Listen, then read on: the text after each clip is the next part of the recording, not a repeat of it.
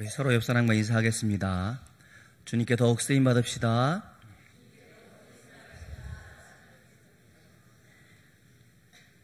한 주간 동안 잘 지내셨죠? 여러분, 종교를 바꾸는 걸 개종이라 그러지 않습니까? 이런 사람은 들어보실래요? 유교였습니다. 그러다가 불자가 되어지고 또 동학을 접하게 되어지고 마지막에는 기독교로 개종한 사람이 있습니다. 그분이 누구냐면 백범 김구 선생님이 그러했습니다. 광복을 맞이했습니다. 그가 국내로 돌아오기 전에 굉장히 어려운 시절이었죠. 정세가 좋지 않았습니다. 산업 기반 시설, 교육 시설이 전혀 갖춰주지 못했고 치안마저 불안한 상황이었을 때였습니다. 그때 김구 선생과 함께 일했던 사람들이 말하기를 치안과 전국의 안정을 위해서 여기저기에 많은 경찰서를 세워야 되지 않겠습니까? 라고 물었습니다. 그러한 제안에 대해서 김구 선생님이 하신 말씀을 새겨해 봤으면 좋겠습니다. 경찰서 100개를 세우는 것보다 교회 하나를 세우는 것이 훨씬 낫습니다. 기독교 신자들은 준법 정신이 투철하고 이웃을 사랑하며 조화를 이룰 수 있는 좋은 시민이다라는 생각이 있었기 때문에 그렇게 말했다라는 겁니다. 우리의 소원은 조국의 통일이다라고 말씀하셨던 그런 생각을 갖고 있습니다만 그런 말 또한 기독교적인 가치관에서 나왔다 생각을 합니다. 물론 물리적으로 남과 북이 하나가 되어지는 그런 통일을 이야기하고 있습니다만 우리의 소원은 남과 북의 예수 믿는 사람들이 하나가 되어져서 세계 열방과 나라 민족 가운데 쓰임받는 것이 저의 또한 소원이기도 합니다. 이러한 역할은 어디서부터 출발되어집니까? 바로 교회에서 교회가 그러한 지역과 민족과 세계 열방을 향한 비전이 있을 때 가능하다라는 겁니다. 교회는 예수 그리스도를 구주로 모시고 살아가는 믿음의 공동체입니다. 그러니까 교회는 지역과 사회와 나라 민족 가운데 희망을 줄 수 있는 그러한 곳이 바로 교회인 겁니다. 그래서 이것을 우리는 교회의 사명이라고 이야기를 합니다. 제가 청년 때에도 설교하시는 목사님들이 늘 항상 장로님들이 기도하실 때도 늘 항상 하시는 말씀이 어렵다라는 말씀을 많이 하셨습니다. 위기다 말씀하셨습니다. 그래서 정치, 경제, 사회문화 총체적 위기라는 말이 그렇게 기도하시고 그렇게 설교하셨던 내용을 저는 기억합니다. 지금도 여전히 위기라고 우리는 말합니다. 어쩌면 우리가 세상에 나서부터 세상을 마감하는 그날까지 위기의 연속인 삶을 살아가고 있는 건 아닌지 생각해 봅니다. 경제적으로 위기가 있고 우리가 북핵 문제가 위기가 있고 정치적으로 당리당략 가운데 있는 그런 모습들도 있습니다. 한두 가지의 문제가 아니죠. 그런데 여러분, 교회도 위기라고 이야기를 합니다. 오늘날 교회는 세상으로부터 많은 도전에 직면해지고 있습니다. 그리고 정체성을 잃어버린 교회들의 모습이 민낯이 속속들이 드러나고 있는 것이 우리들의 모습입니다. 과연 교회는 누구의 것입니까? 그 사람이 없으면 교회가 안 된단 말입니까? 교회는 무엇을 하는 곳인지 우리가 교회의 그 사명에 대해서 본질적인 사명에 대해서 망각하게 하는 일들이 우리 주변에 널려 있는 것이 현 시대의 모습입니다. 성도에게 교회는 피할 수 없는 곳이죠. 내가 이 가정에 태어나고 싶어 태어난 것이 아니라 태어났기 때문에 그 가족의 일원이 되어진 것처럼 우리가 예수 그리스도를 주라고 고백하는 우리 모두는 교회의 가족이요 교회의 일원이 되었습니다. 교회에 대한 분명한 이해가 있을 때 교회가 어떤 일을 할 것이고 교회가 그 일에 대해서 나는 어떻게 쓰임받을 수 있을 것인가에 대한 그런 생각을 해보았으면 좋겠습니다. 분명한 바른 교회관이 우리들 가운데 정립됐으면 좋겠습니다. 초대교회의 1세기 세상을 바꾸는 데 결정적인 역할을 한 교회가 바로 안디옥 교회였습니다. 11장에 보니까 안디옥 교회가 나타나고 있는데 주의 손이 그들과 함께하니 수많은 사람들이 예수를 믿었다라고 말씀해 주고 있습니다. 예수님께서 마지막 명령으로 사마리아와 땅끝까지 이르러 복음을 전하라 말씀하셨을 때 그저 단지 유대 예루살렘에게만 복음을 전했던 것이 아니라 이스라엘에게도 복음을 전했고 넘어서 다른 지역, 다른 민족에까지 복음을 전하였는데 이방인들이 예수를 믿게 되어졌다라는 말입니다. 그러니까 3차에 걸쳐서 바울이 선교 여행을 하게 되어지는데 그것을 후원했던 교회가 바로 안디옥 교회였습니다. 세계를 복음화하고 세상을 변화시키는 전초 기조로 안디옥 교회가 1세기 가운데 쓰임받았다는 사실이 오늘 성경에서 증거하고 있습니다. 이 한 가지만으로 안디옥 교회는 모든 교회의 모델이 되지 않나 싶습니다. 2019년 1월을 마감하는 시점에서 우리가 교회가 교회다워지기 위해서 어떤 모습이어야 할까에 대해서 곰곰이 말씀을 가지고 여러분들과 같이 은혜를 나누었으면 좋겠습니다. 첫째는 우리 교회가 성령의 음성을 듣는 교회였으면 좋겠습니다. 우리 다 같이 말씀 2절을 같이 읽겠습니다. 주님의 말씀입니다. 2절 시작.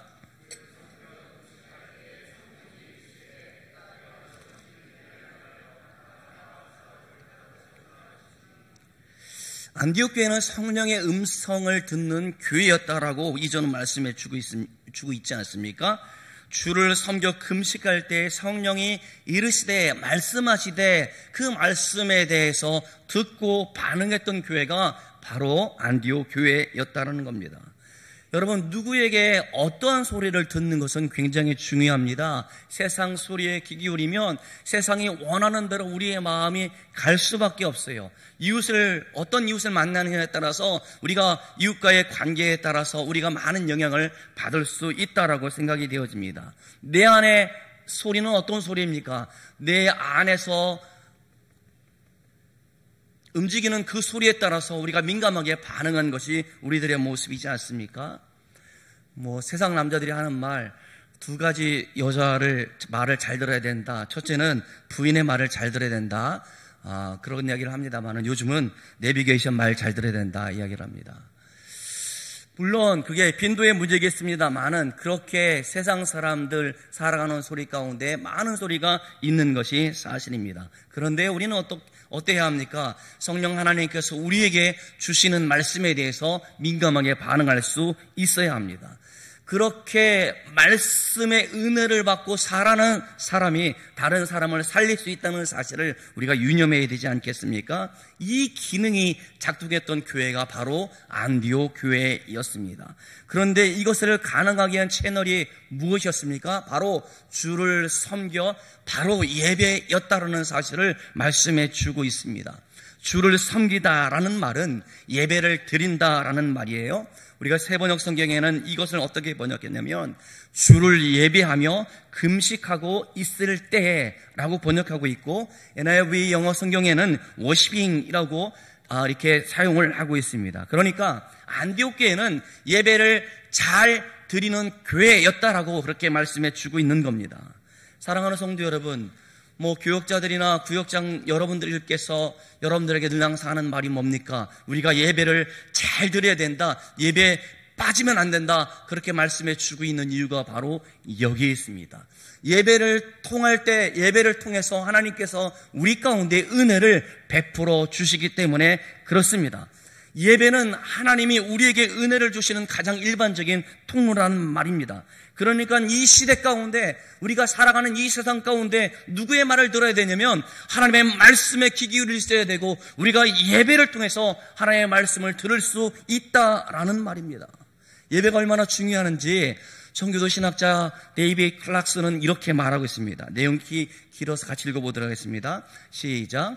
공적인 예배에서 죽은 자들이 하나님의 말씀을 듣고 그 말씀을 듣는 자마다 살아난다. 성자께서는 그곳에서 병든 영혼들을 말씀으로 고치신다. 그 예배에서 성자께서는 사탄을 쫓아내신다. 물론 하나님께서 공적인 예배에서만 이 일을 행하시는 것은 아니다. 그렇지만 공적인 예배는 주님께서 이러한 일들을 행하시는 유일한 정상적인 수단이다. 예배가 얼마나 중요한지에 대해서 이렇게 설명해 주고 있습니다. 여러분, 아까 소원을 이야기했습니다만은 우리를 사용하소서라는 게 오늘 설교 제목인데 사실은 우리가 부르는 복음성가의 제목이기도 합니다. 교회가 교회 되기 위해서 그렇게 중간에 그런 가사가 나오는데, 정말로 교회가 교회 되기 위해서 필요한 것이 무엇이었습니까? 그것은 듣는 사람들이 은혜를 받을 때에 교회가 교회다움, 교회가 세상을 향하여 맡겨진 사명을 감당할 수 있다라는 사실을 지금 여러분들 가운데 말씀해 주고 있습니다. 그러니까 예배를 통해서 우리가 은혜를 받습니다. 우리가 물된 동산에 물이 넘쳐나는 그런 은혜를 경험하게 되어집니다. 그런데 하나님의 음성을 듣지 못하는 사람들은 열받아요. 여러분, 사막에 가보십시오. 얼마나 메마른 심정과 같은 사막에 열이 나는 것처럼 메마른 심정 가운데 열이 난단 말입니다. 세상에 대한 분노, 세상에 대한 만족스럽지 못한 그런 모습들이 그 안에 있단 말입니다. 그런데 예배는 듣는 사람들로 하여금 은혜를 받게 한다는 사실을 오늘 말씀을 통해서 다시 한번 생각해 볼 수 있어야겠습니다. 그런데 우리가 많은 문제를 만나게 되어지지 않습니까? 그런데 우리가 기도할 때에도 하나님께서는 우리들 가운데 말씀을 주셔서 우리를 치료하신다라고 시편은 말씀해 주고 있어요. 시편 107편 20절을 같이 읽어보도록 하겠습니다. 시작. 그가 그의 말씀을 보내어 그들을 고치시고 위험한 지경에서 건지시는도다. 아멘. 예배를 통해서 우리에게 은혜를 주실 뿐만 아니라 우리가 기도할 때에 하나님께서 우리 가운데 말씀을 주셔서 우리로 하여금 은혜를 준다라고 시편은 그렇게 말씀해 주고 있는 겁니다. 그러니까 예배의 은혜가 우리로 하여금 하나가 되게 하신다는 것이죠. 오늘 1절의 말씀에도 보면 다양한 사람들이 모여 있는데 그들이 믿음의 공동체, 사랑의 공동체로 하나가 되어 수 있었던 것은 바로 은혜를 받았기 때문에 그렇습니다. 우리 다 같이 1절을 같이 읽어보도록 하겠습니다. 시작.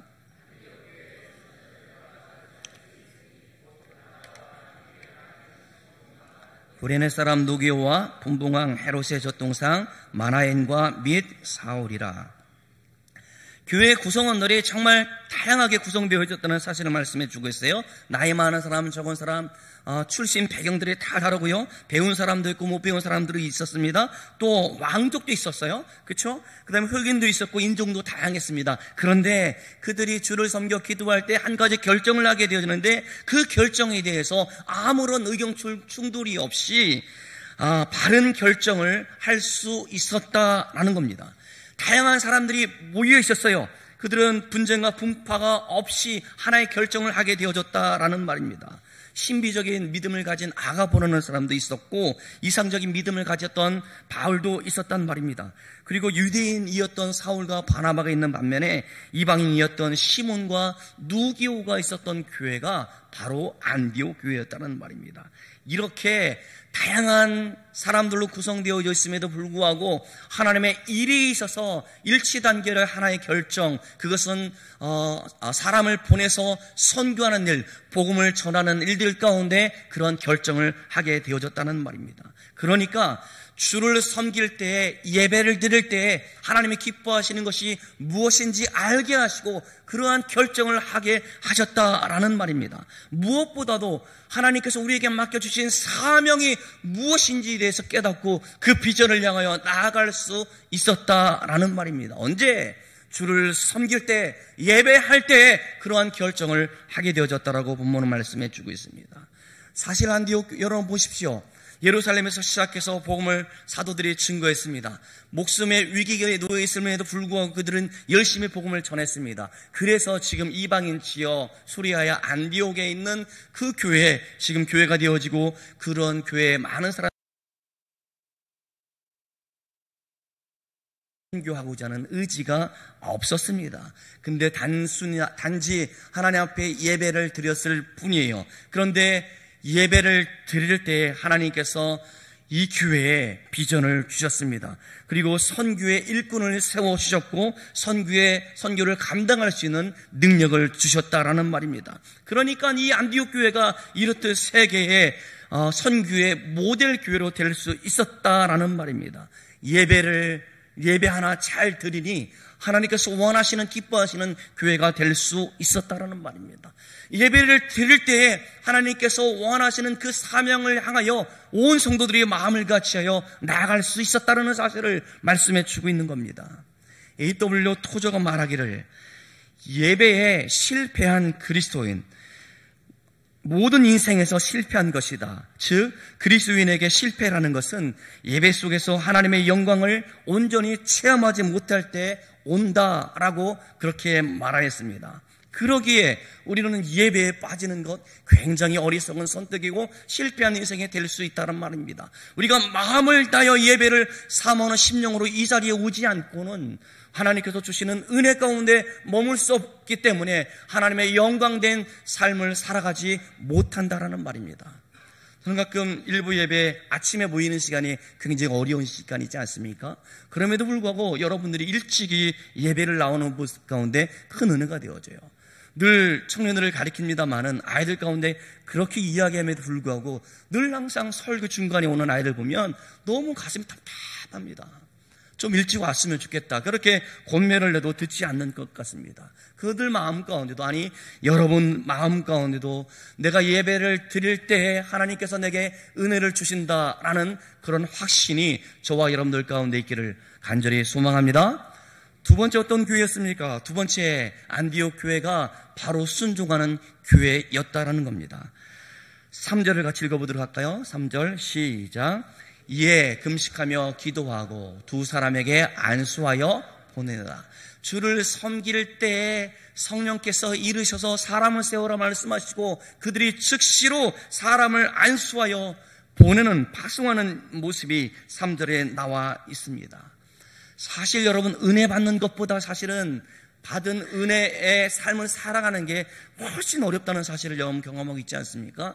우리가 교회에 오면 좋은 것은 너도 실패, 나도 실패, 일주일간의 삶 가운데 죄와 덕지덕지 묻혀서 왔던 우리들의 모습을 다 알고 있어요. 그럼에도 불구하고 하나님께서 우리의 죄를 다 속량해 주시고 하나님께서 우리를 사랑해 주시고 우리 주 예수 그리스도 안에 있는 모든 신령한 은혜를 베풀어 주셔서 교회에 있을 때 얼마나 기쁘고 즐거운지 모릅니다. 그런데 여러분, 은혜를 받은 우리가 삶의 모습, 가정에서, 회사에서, 사업장에 돌아가면 또 날마다 넘어져 있는 모습, 이것이 저만의 모습입니까? 저와 여러분의 모습이라 생각이 되어집니다. 그러니 우리가 은혜 받는 것, 하나님의 음성을 듣는 것보다 더 어려운 일이 말씀대로 순종하는 것이 굉장히 어렵다라는 말입니다. 여러분, 처음 말씀드렸잖아요. 이 교회가 처음부터 선교하고자 했던 마음이 없었습니다. 여러분 보십시오. 어떤 요구인지 압니까? 성령께서 말씀하셨음에도 불구하고 그들이 생각할 때는 담임 목사님하고 부목사님 우리 빨리 선교하는데 보내. 그러면 누가 여기 교회를 목회를 한단 말입니까? 지도자를 내놓으라고 말씀해 주고 있고 보내는데 그냥 보냅니까? 교회가 후원해야 되지 않습니까? 선교비를 보내야 되지 않습니까? 예산의 문제가 있었을 것이고 이제 많은 사람들이 모여오지만 아직 우리 교회는 작은 교회인데 라는 생각을 할 수 있었지 않습니까? 그런데 이러한 현실적인 문제를 뛰어넘을 수 있었는데 그것은 바로 무엇이었습니까? 그들이 예배를 통하여 은혜를 받고 즉각적으로 순종할 수 있었다는 겁니다.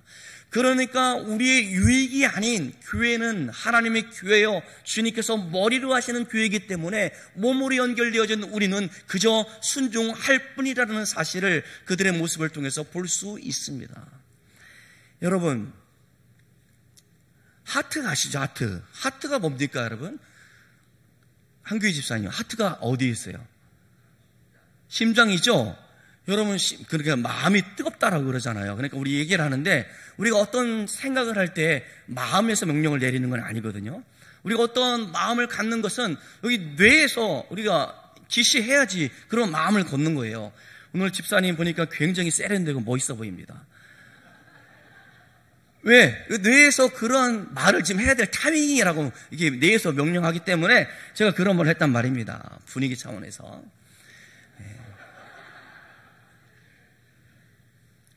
이게 무슨 말이냐면 주님께서 머리라고 한다면 머리 대신 주님께서 원하시는 것 가운데 몸으로 우리가 순종할 수 있어야 됨을 말씀드리고 있는 겁니다. 여러분, 주어, 동사 아시죠? 국어 보면 나는 무엇을 하다. 이게 나는이 주어잖아요. 뭐뭐 하다가 동사지 않습니까? 절대로 동사가요, 이 주어를 이리저리 하는 방법이 없어요. 동사는 다 바뀝니다. 나는 아침에 밥 먹었다. 나는 아침에 세수했다. 주어는 바뀌지 않지만 동사는 다 바뀌지 않겠습니까? 그러니 여러분, 동사가 주어를 이끄는 것이 아니라 동사는 그저 주어에 따르게 되어져 있습니다. 성숙된 삶을 살아가는 것이 바로 동사의 역할입니다. 마찬가지입니다. 우리도 주님께서 원하시는 것 가운데 성숙된 삶을 살아가는 사람들입니다. 내 유익이 아닌, 우리 교회의 유익이 아닌 하나님의 영광을 위한 것이라고 한다면 우리가 마음을 쏟아서 그렇게 살아내야 하는 것입니다. 그 일을 하는 것이 바로 무엇입니까? 바로 교회예요. 교회가 그런 일을 한다라는 말입니다. 2절을 같이 읽어볼까요? 2절 다시 한번 읽겠습니다. 시작. 주를 섬겨 금식할 때에 성령이 이르시되 내가 불러 시키는 일을 위하여 바나바와 바울을 따로 세우라 하시니. 그리스도의 몸, 교회. 그러니까 하나님께서, 주님께서 원하시는 뜻을 향하여 나아가는 것이지 담임 목사님께서 원하시는 뜻 가운데 나아가는 게 아니란 말입니다.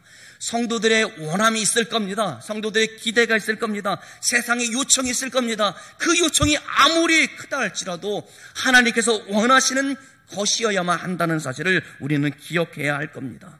교회의 머리 대신 우리 주님의 뜻이 있어야 됨을 말씀해 주고 있는 겁니다. 아까도 말씀드렸습니다마는 교회는 정말 위기를 맞고 있습니다. 당면한 위기가 어디서부터 비롯되었는지 우리 곰곰이 생각해 봅시다. 그것은 오늘 안디옥 교회처럼 선교와 복음의 전도를 등한시한 데서 찾아온 위기가 아니지, 저는 그렇게 진단해 봅니다. 우리 요즘은 개척교회가 굉장히 어려운 시대를 하고 있습니다만은 개척교회를 하면서 사람들 마음 가운데 어떤 생각을 가지고 있는지 압니까? 우리가 교회를, 건물을 번듯하게 치우면 사람들이 우리 교회로 많이 올 거야. 그렇지 않습니다. 그러한 세상 경영적인 방법을 가지고 교회를 운영하는 것이 아니라 우리가 이럴지라도 저럴지라도 선교하고 복음을 증거하고자 하는 그런 열망이 있을 때 하나님께서 그 교회에 함께 하신다라는 말입니다. 수많은 부채를 가지고 교회 건물을 휘황찬란하게 하면은 사람들이 몰려오는 것이 아니라 우리가 말씀의 은혜를 받고 복음을 증거하고자 하는 열망을 품고 함께 기도하는 그 교회를 하나님이 사용하시는 것이지 건물이 크다라고 해서 사용하는 교회가 아니라는 말입니다. 오늘날 우리의 위기는 이러한 주님의 명령에 대해서 순종하지 않고 외면했기 때문에 왔다라고 그렇게 진단할 수 있습니다.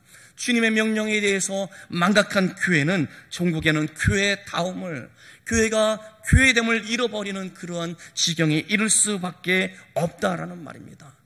세계적으로 큰 교회가 한국에 다 있습니다만은 우리 교회도 비록 우리가 큰 교회, 작은 교회는 아닙니다만은 우리 역시 이러한 교회에 대한 교회의 사명이 무엇인지에 대해서 다시 한번 생각해 봤으면 좋겠습니다. 복음 전도에 대한 주님의 명령을 기억하며 그것을 위해서 헌신하고자 하는 노력이 정말 우리 안에 있습니까? 구원하기 위해서 내가 만나는 많은 사람들 가운데 주님의 사랑으로 좋은 관계를 맺으며 살아가고 있는가, 우리 스스로 질문해 보아야 하지 않겠습니까? 정말 교회가 교회되기 위해서 꼭 필요한 질문이 바로 이와 같습니다. 복음 전파는 교회가, 성도가 아니면 할 수 없어요. 국회에서 복음 전파하는 거 본 적이 없습니다. 나라의 대통령이 선교를 위해서 힘쓴 거 본 적이 없습니다. 복음 전도는 교회 성도들에게 맡겨준 사명인데 그 사명을 지금 우리는 잘 감당하고 있는지 우리 곰곰이 냉철하게 생각해 보았으면 좋겠습니다. 현대인들은 하고 싶어하는 일을 하는 사람이 멋진 사람이라고 이야기를 하고 있습니다. 요즘 젊은이들은 소득이 적어도 고급차를 타고 싶어하고 버킷리스트처럼 내가 죽기 전에 꼭 해야 할 것을 리스트를 적어놓고 세계 곳곳을 다니며 여행하는 것을 리스트를 삼고 살아가는 사람들, 정말 멋진 인생이라 할 수 있을 겁니다. 그러나 교회는 그것을 멋진 인생이라 하면 곤란합니다. 해보면 알지만 우리가 여러분 생각한 만큼 우리가 그 일을 다 했다 손 치더라도, 우리가 원하는 만큼 모든 것을 소유했다 치더라도 그것이 행복입니까? 그렇지 않습니다. 그리니에라는 사람이 이런 말을 했습니다. 사람은 하고 싶은 일을 할 때보다 해야 할 일을 할 때 가장 행복하다. 우리가 새겨볼 말이에요. 우리가 마땅히 해야 할 일을 할 때 우리가 하나님께서 기뻐하시는 그 일을 할 때 우리가 행복을 누리는 것이지, 내가 원하는 것을 꼭 해야만 내가 행복하다 말해서는, 교회가 그렇게 말해서는 곤란하겠다 싶습니다. 저는 개인적으로 그런 확신이 있습니다. 복음을 전파하기 힘쓰는 교회, 선교하기를 애쓰는 교회, 하나님께서 만지시고 그들과 함께 하심을 저는 확신합니다. 선교하기에 힘쓰는 성도들, 교회 가운데 하나님께서 그들 가운데 복 주신다라는 그런 확신이 저 안에 있습니다. 언제 그랬습니까? 그것은 주를 섬길 때 그럴 수 있었고, 우리가 바로 순종할 때 그런 역사가 나타날 수 있다는 사실을 오늘 본문을 말씀해 주고 있습니다. 교회가 교회 되기 위해서 감동 있는 예배가 필요합니다. 예배를 사모하는 심령들이 다 되어야 할 겁니다. 물론 설교자를 위해서 대표 기도하시는 분이 기도합니다마는, 설교자뿐만 아니라 말씀을 듣는 성도들 가운데 주님의 영이 함께하사 그들의 마음이 부드러운 마음이 될 수 있도록 기도하는 것이 요청되어집니다. 이 시대를 향한, 교회를 향한 하나님의 음성을 들을 수 있어야 할 겁니다.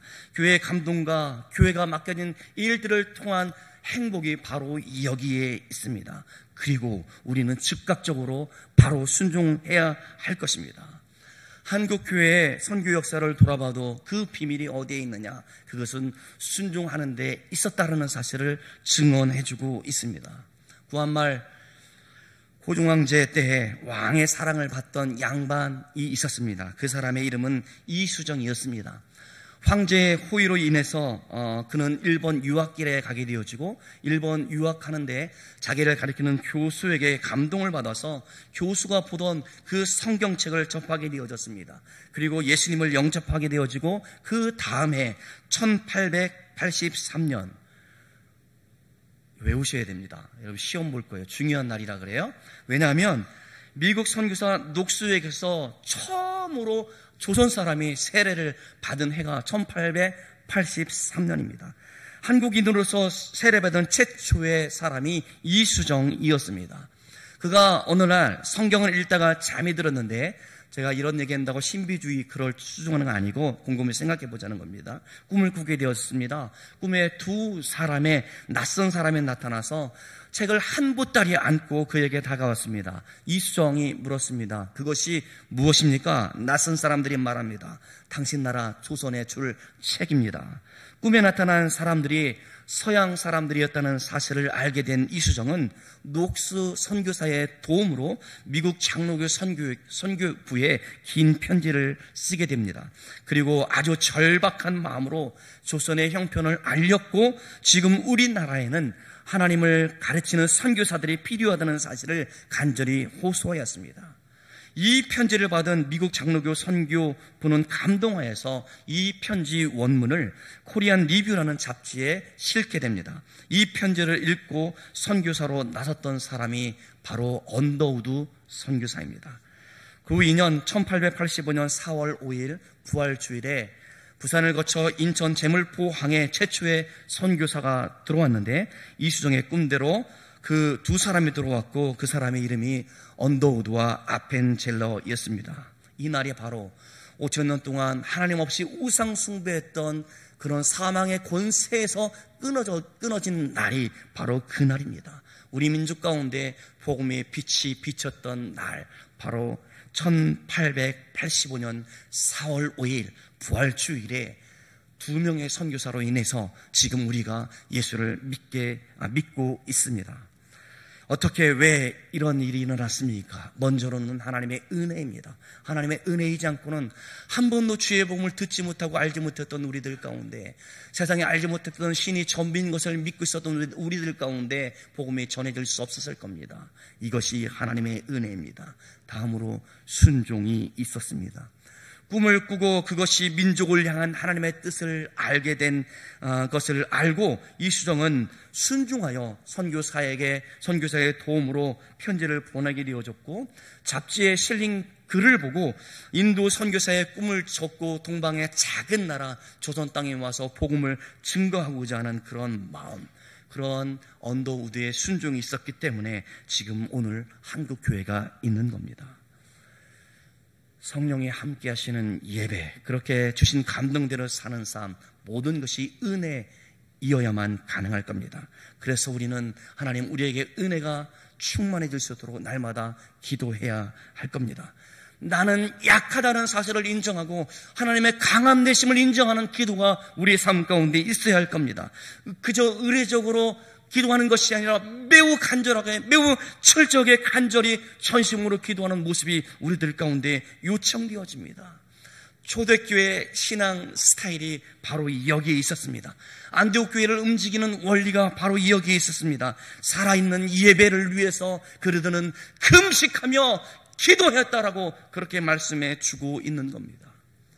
개인적으로 좀 굉장히 기쁜 일이 있는데 여러분들이 기도하는 모습이 얼마나 아름다운지 모르겠습니다. 늦은 퇴근하면서 교회에 들러서 기도하는, 그래서 기도실이 꽉 차서 기도하는 그런 소리를 들을 때마다 얼마나 기쁘고 감사한지 모르겠습니다. 교회가 기도할 때에 소망이 있어요. 우리가 간절한 마음으로 하나님의 뜻을 이루기 위해서 기도하는 사람들이 있기 때문에 하나님께서 우리 교회와 함께 하심을 믿을 수 있는 저와 여러분들 되어지기를 간절히 소망합니다. 그러한 사람들, 은혜를 사모하는 사람들이 받은 말씀대로 순종할 때에 우리 교회가 하나님이 기뻐하시는 교회가 될 수 있지 않겠나 여러분들 가운데 말씀드리고 있습니다. 그런데 여러분, 교회는 건물이 아니지 않습니까? 그저 저는 기대하는 게 우리가 재개발되어져서 인근 지역에 아파트가 많이 올 때인데 우리 교회가 얼마나 좋은 위치에 있는지 압니까? 산 밑에 작은 공원처럼 우리 교회가 있지 않습니까? 그러니 우리 교회가 많은 사람들이 몰려올 거다? 그런 기대가 아니고 우리가 말씀의 은혜를 받고 기도하는 성도들이 많기 때문에 하나님께서는 기도하는 그 사람들을 통해서 전도에 대한 열망, 선교에 대한 비전을 주셔서 하나님의 교회가 든든히 세워져 갈 것이고 많은 사람들 하나님께서 보내주실 비전이 저 안에 있습니다. 이것이 저만의 비전입니까? 여러분들도 우리 교회가 그러한 교회가 될 수 있도록 꿈꾸고 소망하며 기도할 수 있기를 주님의 이름으로 축원합니다. 다시 한번 처음으로 와서 안디옥 교회의 원리는 금식과 기도를 그들의 중요한 원리로 삼았다는 사실에 여러분 집중했으면 좋겠습니다. 건물이 교회가 아닙니다. 성도가 교회입니다. 아니, 내가 교회인 겁니다. 우리 동산교회가 이런 교회가 되어야 되지 않겠습니까? 여러분들이 그런 사람들 되어야 되지 않겠습니까? 올 한 해 이러한 똑같은 원리입니다만은 항상 금식과 기도를 통해서 하나님이 원하시는 것 가운데 순종하여 복받는 인생 사시는 저와 여러분들 되어지기를 간절히 소망합니다. 기도하겠습니다. 하나님 아버지 감사합니다. 매번 이야기해도 부족한 것이 없어서 또 한 번 이야기합니다. 주여, 오늘 안디옥 교회가 움직였던 그 원리대로 금식하며 기도하여 우리가 날마다 은혜 가운데 살아가는 성도들 되게 도와주시옵시고 우리를 하나님이 기뻐하신 것을 찾아 순종하는 삶을 살아갈 수 있도록 우리를 붙들어 주옵소서. 하나님 간절히 원합니다. 하나님의 정말로 기뻐하시는 교회, 우리 성도 한 사람 한 사람 다 되어질 수 있도록 우리를 사용하여 주옵소서. 교회가 교회되기 위해서, 예배가 진정한 예배되기 위해서 하나님 더욱더 순종하며 엎드려지는 저희 모두가 되어질 수 있도록 우리의 삶을 추정하여 주시옵시고 붙들어 주옵소서. 하나님, 나의 원함이 아닌 하나님의 원함 가운데 순종할 수 있도록 주어 도와주시옵시고 우리가 다 내려놓고 서로를 돌아보아 섬기고 높일 수 있는 성도들이 될 때에 우리가 같이 기도하자, 우리가 말씀에 순종하자, 그러한 지도와 그러한 가르침과 그러한 말씀을 붙잡고 기도하는 성도들 때문에 우리 교회가 이 광명 지역의 설산동 지역에 쓰임받는 교회로 다시 한번 세움받을 수 있도록 주님 역사하여 주옵소서. 하나님, 우리 성도들이 교회임을 깨닫게 도와주시옵시고 내가 교회임을 깨닫게 도와주시옵시고 나로부터 그러한 교회가 되기 위해서 날마다 엎드려 나아가는 우리 모든 성도들 되어줄 수 있도록 주여 붙들어 주옵소서. 감사드리옵고 사랑이 많으신 예수님의 이름으로 기도드리옵나이다. 아멘.